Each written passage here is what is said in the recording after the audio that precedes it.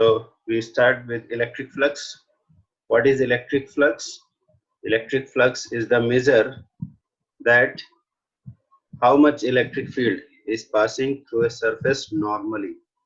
जब हमने बोला कि सरफेस के नॉर्मली कितना इलेक्ट्रिक फील्ड पास हो रहा है, ठीक है। तो सपोज हम पहले एक रेक्टेंगुलर सरफेस सपोज हमने ले लिया, ये एक रेक्टेंगुलर शेप का सरफेस है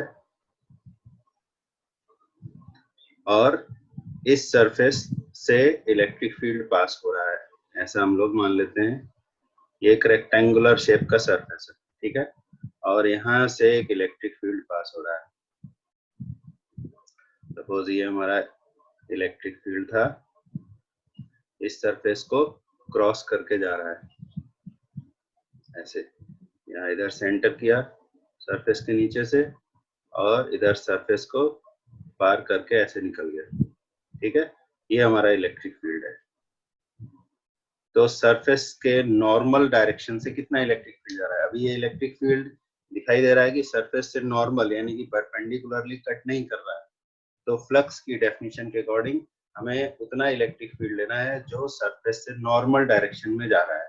ये सरफेस एरिया है मान लो S, तो नॉर्मल डायरेक्शन में कितना इलेक्ट्रिक फील्ड जा रहा है ये जानने के लिए हमें इलेक्ट्रिक फील्ड का सरफेस के नॉर्मल डायरेक्शन में एक कंपोनेंट लेना पड़ेगा, ठीक है।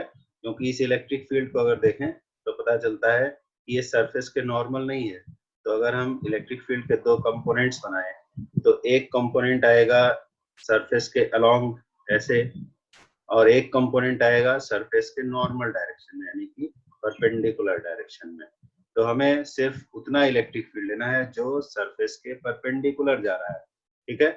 तो सरफेस के परपेंडिकुलर कितना इलेक्ट्रिक फील्ड जा रहा है? तो मान लो कि सरफेस का जो परपेंडिकुलर डायरेक्शन है उससे इसका एंगल बन रहा है थीटा, तो इधर वाला कंपोनेंट हो जाएगा E cos थीटा और इधर वाला कंपोनेंट हो जाएगा E sin थीटा। जिस तरफ एंगल बनता है उधर वाला कंपोनेंट होता है cos कंपोनेंट, इस तरह से याद कर सकते हैं शॉर्ट में। तो हमें इलेक्ट्रिक फील्ड का सिर्फ ये कंपोनेंट लेना है E cos थीटा, ठीक है। और फिर उसको सरफेस में देखना है कि यूनिट सरफेस से अगर E cos थीटा पास हो रहा है तो S सरफेस से कितना इलेक्ट्रिक फ्लक्स पास होगा। तो electric flux passing through this surface कितना हो जाएगा, फाई सिंबल यूज करेंगे तो हो जाएगा E cos theta into S, ठीक है। और इसी बात को ऐसे भी कहा जा सकता था अगर हम यहाँ पर एक सरफेस वेक्टर डिफाइन करें। सरफेस वेक्टर क्या होता है? सरफेस वेक्टर होता है सरफेस के नॉर्मल डायरेक्शन में अगर एक वेक्टर बनाया जाए, जिसको आउटवर्ड नॉर्मल कहेंगे। आउटवर्ड नॉर्मल का मीनिंग अभी थोड़ी देर बाद बताते हैं। आउटवर्ड नॉर्मल का मीनिंग क्या होता है, अभी तुम इतना समझ लो कि ये जो सरफेस है हॉरिजॉन्टल है, इसके परपेंडिकुलर डायरेक्शन में अगर हम ऊपर की तरफ एक वेक्टर बना रहे हैं तो उसको तुम आउटवर्ड नॉर्मल मान लो, ठीक है। ये सपोज हमने S वेक्टर बनाया। S वेक्टर क्या है? S वेक्टर है सरफेस एरिया वेक्टर, ठीक है।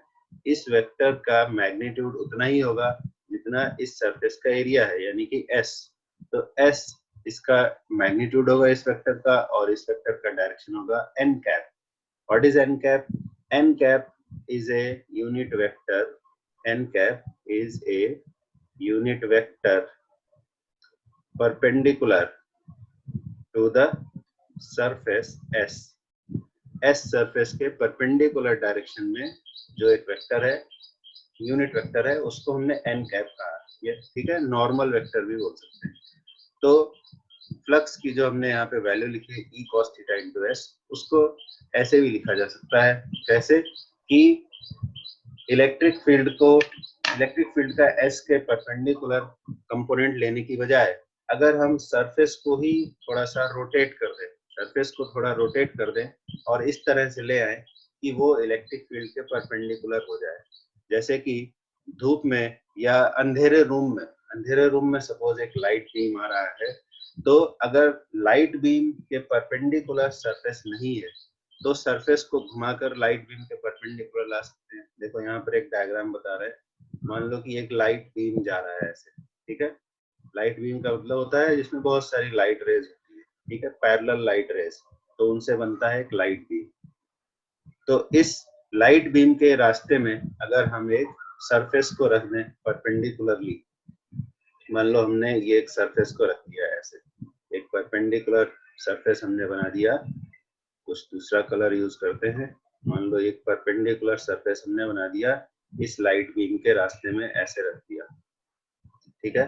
तो इस सरफेस को कट करके ये लाइट बीम पास करेगा, ठीक, और इसके पार निकल जाएगा, ये लाइट बीम इसको पार करके ऐसे आगे निकल गया, ठीक है।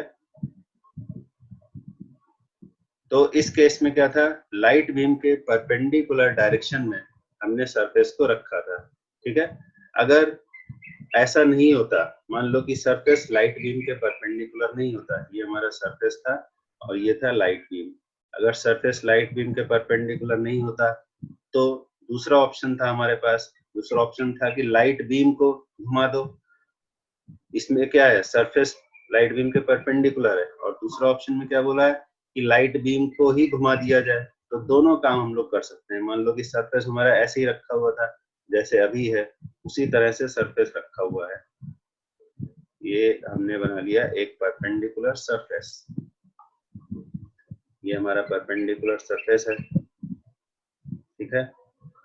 ये सरफेस का साइड से हमें दिखाई दे रहा है, और लाइट बीम इसके परपेंडिकुलर नहीं आ रहा है, लाइट बीम आ रहा था किसी एंगल पर, मान लो कि लाइट बीम ऐसे आ रहा था, ठीक। तो सरफेस के परपेंडिकुलर कितनी लाइट जा रही है ये जानने के लिए हमारे पास दो ऑप्शन है, या तो हम सरफेस को घुमा दें या लाइट बीम को घुमा दें, दोनों काम कर सकते हैं। तो जैसे हमने अभी ऊपर डायग्राम बनाया था इलेक्ट्रिक फील्ड का, उसमें हमने किसको घुमाया, उसमें हमने इलेक्ट्रिक फील्ड का कंपोनेंट ले लिया है, ठीक है, सरफेस के अलोंग। और यहाँ पर हम क्या कर रहे हैं, यहाँ पर हम ये रेड जो लाइट है उसको तुम मान लो कि ये इलेक्ट्रिक फील्ड है, ठीक। तो दोनों काम कर सकते हैं, चाहे तो इलेक्ट्रिक फील्ड का कंपोनेंट ले लो सरफेस के परपेंडिकुलर, जैसे कि इस वाले केस में इलेक्ट्रिक फील्ड का ये ब्लू वाला जो है ये इलेक्ट्रिक फील्ड का या लाइट बीम का कंपोनेंट है, ठीक है। तो हम क्या करेंगे, दोनों चीजें कर सकते हैं, या तो सरफेस का कंपोनेंट लें या इलेक्ट्रिक फील्ड का कंपोनेंट लें, दोनों ही केस में हम फ्लक्स कैलकुलेट कर सकते हैं।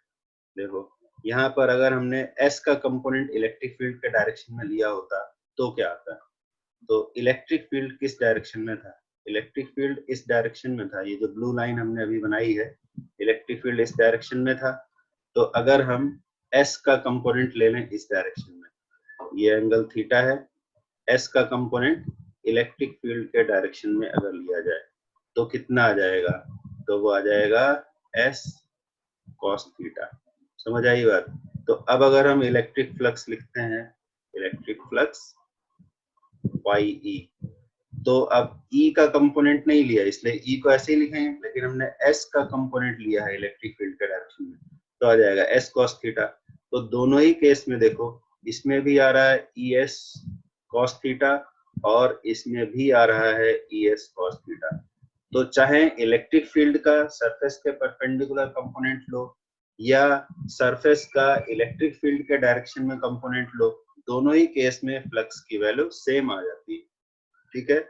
और क्योंकि यहाँ डायरेक्शन भी इंपॉर्टेंट है इसलिए हमने इलेक्ट्रिक फील्ड को तो वेक्टर ऑलरेडी पढ़ा ही है पहले भी, यहाँ पर सरफेस को भी एक वेक्टर से ट्रीट किया जाएगा जिसको हम कहेंगे सरफेस वेक्टर और एरिया वेक्टर, ठीक है, चाहे इसको सरफेस वेक्टर कह लो या कह लो एरिया वेक्टर। तो अगर एरिया को भी वेक्टर से डिनोट किया तो यहाँ पर कॉस भी आ रहा है, इलेक्ट्रिक फील्ड का मैग्नीट्यूड आ रहा है, सरफेस वेक्टर का भी मैग्नीट्यूड आ रहा है, तो इट मींस हम यहाँ पर इसको E डॉट S लिख सकते हैं और यहाँ पर भी E डॉट S लिख सकते हैं। तो डॉट प्रोडक्ट में जब हमने पढ़ा था A dot B equal to B dot A, यानी कि किसी को भी पहले लिख दो कोई फर्क नहीं पड़ता, चाहे AB cos थीटा लिख दो चाहे BA cos थीटा लिख दो। तो वैसे ही यहाँ पर फ्लक्स फाइनली हमारे पास आ गया E डॉट S, ठीक है। और फ्लक्स का यूनिट क्या होता है, unit of electric flux, electric flux का यूनिट क्या होगा यहाँ से पता चल जाएगा, कैसे पता चलेगा, unit of electric field into unit of area, ठीक है। तो इलेक्ट्रिक फील्ड का यूनिट क्या होता है, न्यूटन पर कूलम, और एरिया का यूनिट मीटर स्क्वायर, तो आ गया न्यूटन मीटर स्क्वायर पर कूलम। ठीक है, तो ये हुआ इलेक्ट्रिक फ्लक्स।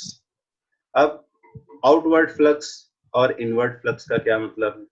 तो आउटवर्ड फ्लक्स और इनवर्ड फ्लक्स का मतलब ये है कि अगर सरफेस एरिया वेक्टर और इलेक्ट्रिक फील्ड वेक्टर के बीच का एंगल 90 डिग्री से ज्यादा हो जाए।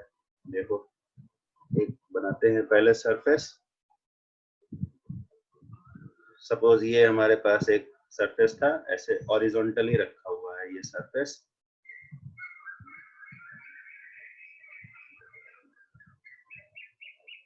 ये हमारे पास एक रेक्टेंगुलर शेप का सरफेस हो गया। ठीक है, तो इस सरफेस का पहले हमने एरिया वेक्टर बनाया। सरफेस का एरिया वेक्टर कैसे बनाएंगे? अच्छा, ये भी याद रखना, सरफेस हमेशा रेक्टेंगुलर शेप का, ये जरूरी नहीं है, कैसा भी हो सकता है, ये हम लोग अभी आगे पढ़ेंगे। तो ये सरफेस का एरिया वेक्टर हमने बना लिया। ठीक है, ये है area vector of the surface. इस सरफेस का एरिया अगर एस है तो एरिया वेक्टर होगा एस वेक्टर। और इलेक्ट्रिक फील्ड वेक्टर बना लिया हमने। इलेक्ट्रिक फील्ड वेक्टर हमारा ये रहा। ठीक है, ये हो गया इलेक्ट्रिक फील्ड वेक्टर। तो ये वाला जो एंगल है थीटा एंगल, थीटा एंगल अगर तुम्हारा 0 से 90 के बीच में हो, ठीक है, if theta is between 0 and 90, between 0 and 90 यानी कि π/2 रेडियन हो, तो उस केस में क्या होगा? तो दोनों तरह से समझ सकते हैं, मैथमेटिकली भी और डायग्राम से भी। तो थीटा को अगर डायग्राम से समझे तो इधर डायग्राम में देखो, थीटा 0 का मतलब क्या होगा? इलेक्ट्रिक फील्ड किस तरफ है? थीटा 0 का मतलब है कि इलेक्ट्रिक फील्ड और एस वेक्टर दोनों सेम डायरेक्शन में है। देखो, अगर इलेक्ट्रिक फील्ड भी इसी डायरेक्शन में होता ऐसे, तो थीटा की वैल्यू कितनी हो जाती? ये देखो ई। तो इस केस में थीटा की वैल्यू हो जाती है 0। यानी इलेक्ट्रिक फील्ड अगर सरफेस के परपेंडिकुलर है, E is perpendicular to the surface, तो थीटा इक्वल टू कितना हो जाएगा? 0। ये सुनने में थोड़ा अजीब लगेगा कि परपेंडिकुलर टू द सरफेस है फिर भी थीटा 0 हो रहा है। तो यहाँ पर ये बात याद रखो कि theta is the angle between electric field vector and surface area vector. Surface area vector के साथ कितना एंगल बना रहा है? तो सरफेस एरिया वेक्टर तो सरफेस के परपेंडिकुलर होता है, इलेक्ट्रिक फील्ड भी सरफेस के परपेंडिकुलर है, यानी कि एस और ई दोनों के बीच में एंगल हो गया 0। ठीक है, तो इससे कंफ्यूज नहीं होना कि इलेक्ट्रिक फील्ड परपेंडिकुलर है तो एंगल 0 कैसे हो गया। और अगर इलेक्ट्रिक फील्ड सरफेस के अलोंग होता, मान लो कि सरफेस के अलोंग वाला इलेक्ट्रिक फील्ड हमने ये बना लिया, ये सरफेस के अलोंग इलेक्ट्रिक फील्ड मान लो ऐसे होता, तो इस केस में क्या हो जाएगा? इस केस में थीटा हो जाएगा कितना? इस केस में थीटा हो जाएगा π/2। ठीक है, so if E is parallel to the surface then theta becomes π/2। ठीक, समझ में आया? पैरेलल है फिर भी π/2 है, क्योंकि theta is angle between S vector and E vector. Clear? तो अब डायग्राम को भी देखकर समझ सकते हैं कि जब एस वेक्टर इलेक्ट्रिक फील्ड के डायरेक्शन में है, यानी कि जब थीटा 0 वाला केस है, ये वाला केस, तो सरफेस से मैक्सिमम इलेक्ट्रिक फील्ड पास होगा।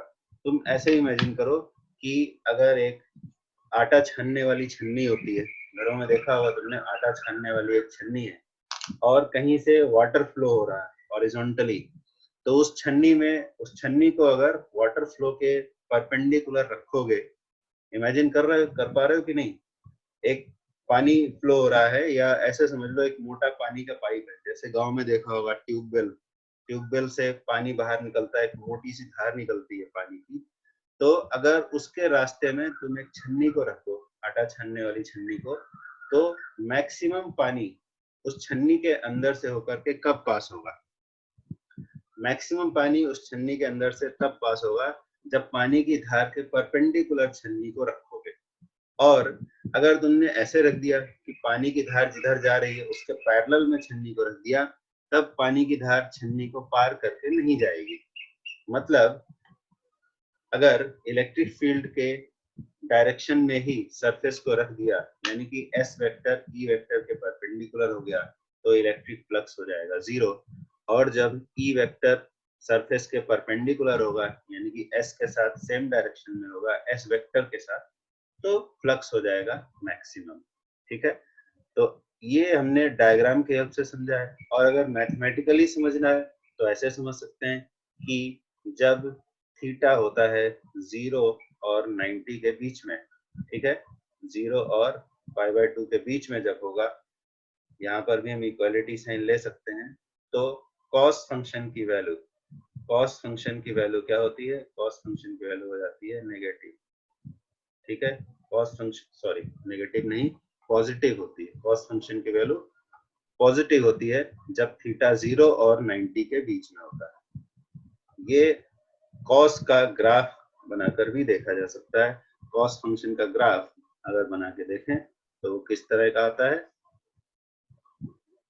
कॉस फंक्शन का ग्राफ पहले भी तुम लोग पढ़े होंगे, एक बार अभी बना के बता देते हैं कि कॉस फंक्शन का ग्राफ कैसे आएगा। देखो, सपोज ये हमारा हो गया एक्स एक्सिस और इधर हमने ले लिया वाई, ये हो गया वाई। और अगर हम एक्स एक्सिस पर ले लेते हैं एंगल और इधर ले लेते हैं कॉस फंक्शन की वैल्यू, तो ग्राफ किस तरह का आता है। ग्राफ कॉस फंक्शन का ऐसे आएगा, इस तरह का ग्राफ आता है। यहाँ पर तुम्हें पता ही है, यहाँ पर थीटा है 0 और ये साइकिल कंप्लीट हुआ जहाँ, यहाँ पर थीटा है 2 पाई, तो इसके मिड में होगा पाई, यहाँ होगा π/2 और यहाँ पर होगा 3π/2। ठीक है, तो ग्राफ को देखने से भी पता चलता है कि कॉस फंक्शन की वैल्यू कहाँ कहाँ पर 0 होगी, कहाँ पर नेगेटिव होगी, कहाँ पर पॉजिटिव होगी। तो अगर ये वाला रीजन देखें, ये वाला 0 से π/2, तो यहाँ पर कॉस फंक्शन की वैल्यू है पॉजिटिव। फिर π/2 से पाई तक यहाँ पर कॉस फंक्शन की वैल्यू है नेगेटिव। और फिर जब 3π/2 से π/2 से 3π/2 तक नेगेटिव और 3π/2 से 2 पाई जब जाते हैं तो ये फिर से हो जाती है पॉजिटिव। यानी कि अगर ये लाइट बीम जो यहाँ दिखाया गया है, लाइट बीम ऐसे जा रहा है और ये हमारा सरफेस था, तो सरफेस को घुमाते जाओ, लाइट बीम को वैसे ही रखो, सरफेस को अलग अलग एंगल पर घुमाते जाओ, तो तुम्हें अलग अलग शेप का शैडो दिखाई देगा। शैडो का साइज घटता बढ़ता रहेगा। जैसे हमने पहले भी डिस्कस किया था, अगर धूप में तुम अपनी कॉपी को लेकर खड़े हो जाओ और कॉपी को डिफरेंट एंगल पर घुमाओ, तो तुम देखोगे कि उसका जो शैडो बन रहा है उसका साइज चेंज हो रहा है। ठीक है, घटेगा बढ़ेगा। तो जब कॉपी ऐसे एकदम परपेंडिकुलर रखोगे, अगर दोपहर का टाइम है तो सन रेज एकदम ऊपर से आएंगे वर्टिकल, और तुम कॉपी को भी वर्टिकल रख दोगे तो तुम देखोगे नीचे खाली एक लाइन बनी होगी, यानी कि शैडो नेग्लिजिबल हो जाएगा। लेकिन जब तुम कॉपी को रखोगे हॉरिजॉन्टल, तब उस पर मैक्सिमम सनरेज पड़ रही होंगी, तो नीचे जो शैडो बनेगा उसका साइज भी मैक्सिमम होगा। तो फ्लक्स भी ऐसा ही है, जब मैक्सिमम शैडो बने तो समझ जाना मैक्सिमम फ्लक्स है, जब मिनिमम शैडो बने, मिनिमम साइज का शैडो बने, तो कहोगे कि फ्लक्स भी मिनिमम हो गया। ठीक है, हाँ, पॉजिटिव नेगेटिव का मीनिंग उस वाले एग्जांपल से नहीं समझ आएगा, पॉजिटिव नेगेटिव का मीनिंग यहाँ से समझ लो। तो जब सरफेस वेक्टर और इलेक्ट्रिक फील्ड वेक्टर के बीच में एंगल 0 से π/2 रहेगा तो फ्लक्स होगा पॉजिटिव। देखो डायग्राम में, यहाँ पर फिर से एक अलग डायग्राम बना लेते हैं इस जगह पर। तो सरफेस वेक्टर के, नॉट ओनली सरफेस वेक्टर ध्यान में रखो कि सरफेस अगर पैरेलल है तो सरफेस वेक्टर परपेंडिकुलर होगा। तो अगर हम एक डायग्राम बनाएं और उसमें देखें कि इनवर्ड फ्लक्स और आउटवर्ड फ्लक्स का क्या मतलब है, तो आउटवर्ड फ्लक्स का मतलब होगा कि जब S और E के बीच में एंगल होगा तुम्हारा कितना, 0 और π/2 के बीच में। सपोज ये एक सरफेस है, ये हमने एक सरफेस बनाया और इस सरफेस का ये बना लिया एरिया वेक्टर। ठीक है, ये एरिया वेक्टर बन गया और यहाँ से एक इलेक्ट्रिक फील्ड पास हो रहा है। तो इलेक्ट्रिक फील्ड अगर ऐसे पास हो रहा हो ऐसे ऐसे ये इलेक्ट्रिक फील्ड पास हो रहा है। तो क्योंकि सरफेस वेक्टर जिस तरफ बना है उसी साइड को हमने क्या बोला है, आउटवर्ड। ये इधर आउटवर्ड साइड है और सरफेस के नीचे है इनवर्ड साइड। तो अगर इलेक्ट्रिक फील्ड आउटवर्ड डायरेक्शन में जा रहा है, अगर इसमें आउटवर्ड इनवर्ड तुमको नहीं समझ में आ रहा है तो एक बॉक्स को इमेजिन कर सकते हैं। मान लो कि हमने एक रेक्टेंगुलर बॉक्स बना लिया ऐसे, ये हमने बना लिया सपोज एक रेक्टेंगुलर बॉक्स। अभी ये बॉक्स नहीं बना है, अभी ये खाली रेक्टेंगल ही दिखाई दे रहा होगा। बॉक्स बनाना है तो ऐसे बना सकते हैं। ये हमने एक बना लिया रेक्टेंगुलर बॉक्स, ये हमारा रेक्टेंगुलर बॉक्स है, ठीक है। तो इस बॉक्स में 6 सरफेसेस तुम्हें दिखाई दे रहे होंगे। 6 सरफेसेस हैं, ये 1 2 3 और 4 5 बैक साइड में होंगे, ठीक है। तो हर सरफेस के लिए अगर हम एरिया वेक्टर बनाने की कोशिश करें, फर्स्ट वाले सरफेस के लिए मान लो हमने एरिया वेक्टर बनाया फर्स्ट सरफेस के लिए, और ये हमारा एरिया वेक्टर आया। ये फर्स्ट सरफेस के लिए एरिया वेक्टर बनाया, ये थर्ड सरफेस के लिए बनाया, और जो सामने साइड में सेकंड सरफेस ये उसके लिए एरिया वेक्टर बनाया, ठीक है। बैक साइड में जो सरफेस है उसके लिए हम यहाँ पे नहीं दिखा रहे, थोड़ा कंजस्टेड हो जाएगा इसलिए। तो अगर मान लो यहाँ से कोई इलेक्ट्रिक फील्ड पास होके जा रहा है, इस बॉक्स को पेनिट्रेट करके अगर कोई इलेक्ट्रिक फील्ड जा रहा है, तो उसमें तुम आसानी से इनवर्ड आउटवर्ड फ्लक्स का मीनिंग समझ सकते हो, ठीक है। तो सपोज यहाँ से एक इलेक्ट्रिक फील्ड पार होके जा रहा है ऐसे,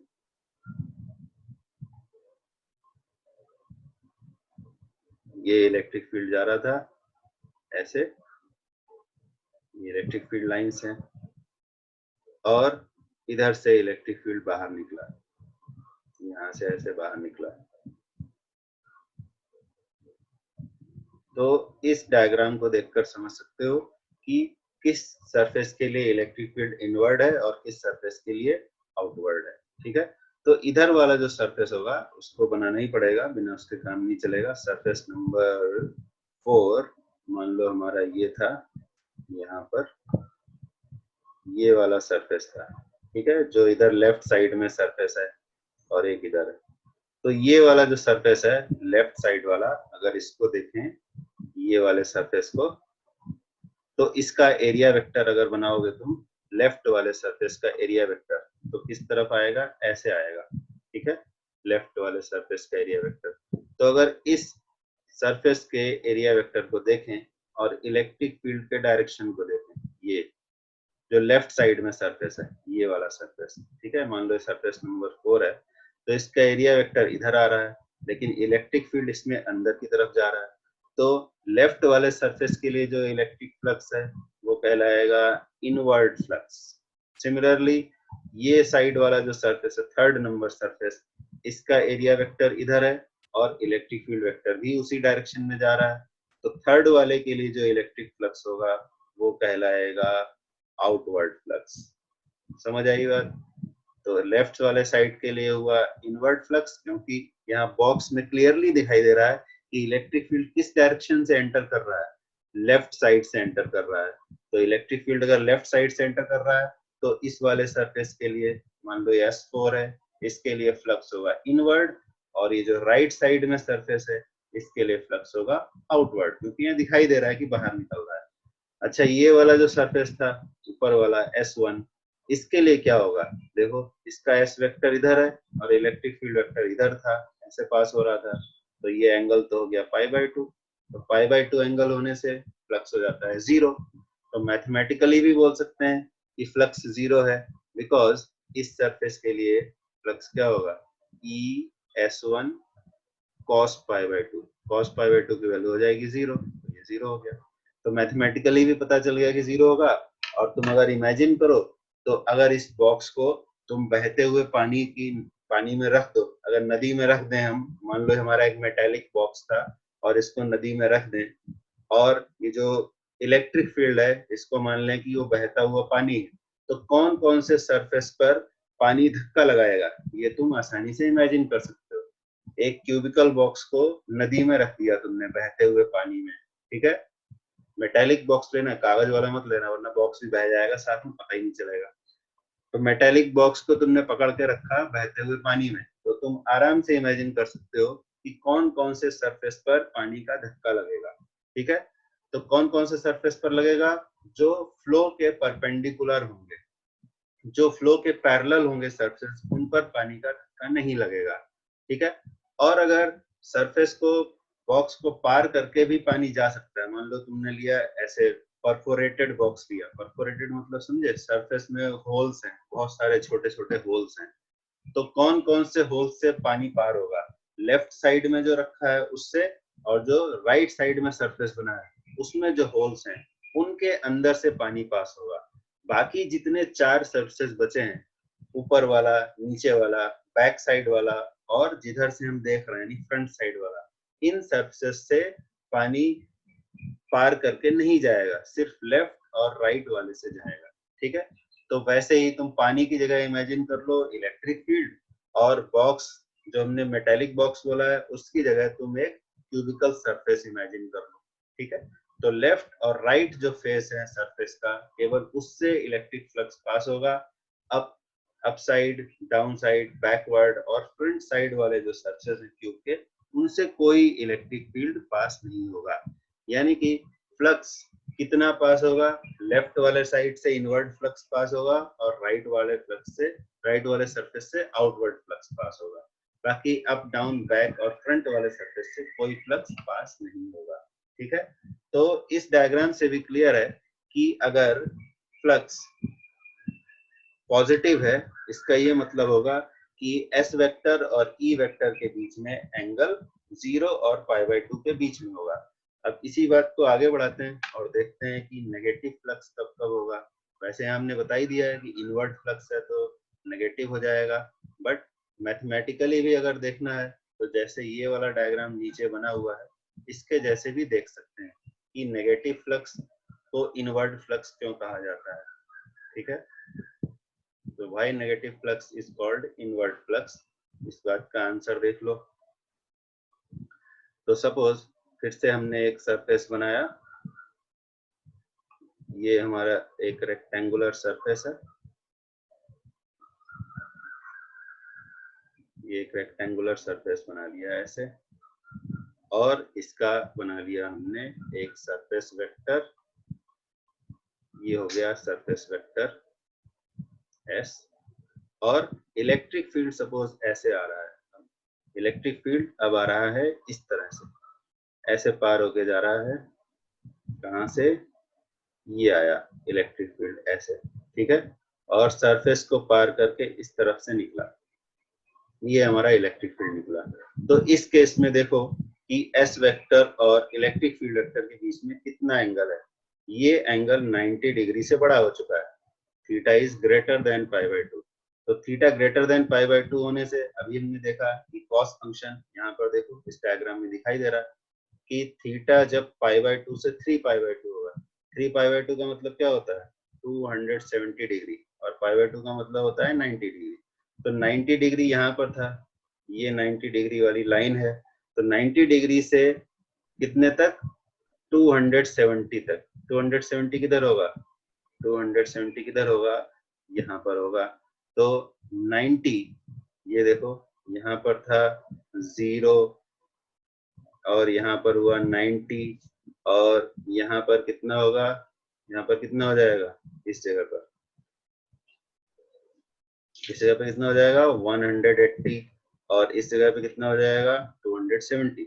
यानी इस वाले पोजीशन से, इस वाले पोजीशन से इस वाले पोजीशन तक जब इलेक्ट्रिक फील्ड रहेगा, तब फ्लक्स की वैल्यू रहेगी नेगेटिव। क्यों? क्योंकि कॉस फंक्शन की वैल्यू नेगेटिव रहेगी। ये मैथमेटिकल बात है।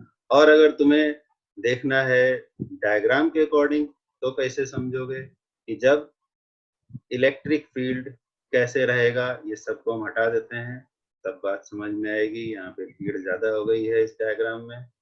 तो इलेक्ट्रिक फील्ड जब रहेगा किस तरह से, देखो, जब इलेक्ट्रिक फील्ड ऐसे था तब तक तो फ्लक्स 0 था, उसके बाद में क्या होना शुरू हो गया? जब इलेक्ट्रिक फील्ड इस डायरेक्शन में आ गया, ऐसे आ गया, इस तरह से इलेक्ट्रिक फील्ड आ गया इस तरह से, और ऐसे, या फिर और इसको घुमा दिया, ऐसे भी अगर हुआ इलेक्ट्रिक फील्ड, ठीक है, तो भी फ्लक्स नेगेटिव होगा। ऐसे हुआ इलेक्ट्रिक फील्ड तो भी फ्लक्स नेगेटिव होगा। और ऐसे जब होगा इलेक्ट्रिक फील्ड तो फ्लक्स की वैल्यू क्या हो जाएगी? तो फ्लक्स की वैल्यू हो जाएगी 0। देखो डायग्राम में देखें, डायग्राम में देखो π/2 से लेकर 3π/2 तक नेगेटिव रहेगा, लेकिन π/2 एग्जैक्टली एंगल है और 3π/2 जब एंगल है तो कॉस फंक्शन की वैल्यू 0 हो जाएगी और फ्लक्स भी 0 हो जाएगा। देखो यहाँ इसको मिटा देते हैं, डायग्राम में देखो 0 कहाँ कहाँ पर है, 0 किन किन जगहों पर है। यहाँ पर 0 है, ये देखो यहाँ पर 0 है और यहाँ पर फ्लक्स की वैल्यू 0 है। ठीक है, इन दो जगहों पर फ्लक्स की वैल्यू 0 है। फ्लक्स की वैल्यू 0 का मतलब क्या होता है कि इलेक्ट्रिक फील्ड सरफेस को पेनिट्रेट करके ना जाए। तो सरफेस को पेनिट्रेट करके कब नहीं जाएगा? जब सरफेस इलेक्ट्रिक फील्ड के पैरेलल होगा। पैरेलल कब कब होगा? जब एंगल 90 डिग्री होगा, एस वेक्टर के साथ ई वेक्टर का एंगल 90 डिग्री हो या 180 डिग्री हो, दोनों ही केस में सरफेस को पेनिट्रेट नहीं करेगा। ठीक है, और मैक्सिमम पेनिट्रेशन कब होगा? मैक्सिमम पेनिट्रेशन कब होगा? जब कितना एंगल हो, एस के साथ या तो 0 एंगल हो या कितना हो, देखो डायग्राम में अभी बताया था, 0 एंगल हो या कितना हो, π/2 एस वेक्टर के साथ। देखो एस वेक्टर के साथ या तो इलेक्ट्रिक फील्ड होना चाहिए, या तो इलेक्ट्रिक फील्ड होना चाहिए इस डायरेक्शन में या इलेक्ट्रिक फील्ड होना चाहिए इस डायरेक्शन में, तो सरफेस के साथ मैक्सिमम पेनिट्रेशन होगा। ठीक है, यानी थीटा इक्वल टू 0 और थीटा इक्वल टू पाई, इन दो केस में मैक्सिमम पेनिट्रेशन होगा। बट 0 होगा तो ये हो जाएगा क्या? आउटवर्ड फ्लक्स, डायग्राम में देखें। और अगर पाई होगा तो हो जाएगा इनवर्ट फ्लक्स।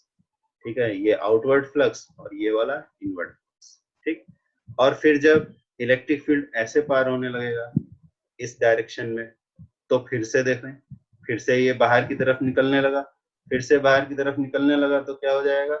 फिर से हो जाएगा फ्लक्स पॉजिटिव। देखो पहले ऐसे था, फिर ऐसे हुआ, फिर ऐसे आया, फिर ऐसे आया, फिर ऐसे आया, फिर इधर आ गया, फिर इलेक्ट्रिक फील्ड इधर आ गया।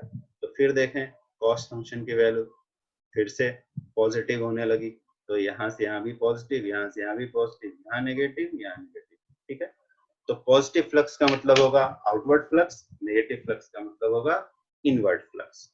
तो आज यहीं पर रुक जाते हैं। अब फ्लक्स के बारे में अभी और डिस्कशन बाकी है कि एक क्लोज्ड सरफेस होगी तो फ्लक्स कैसे होगा, ठीक है, कितना फ्लक्स पास होगा, अगर इररेगुलर शेप का सरफेस है तो कितना फ्लक्स पास होगा। ये हमारा डिस्कशन अगले क्लास के लिए होगा।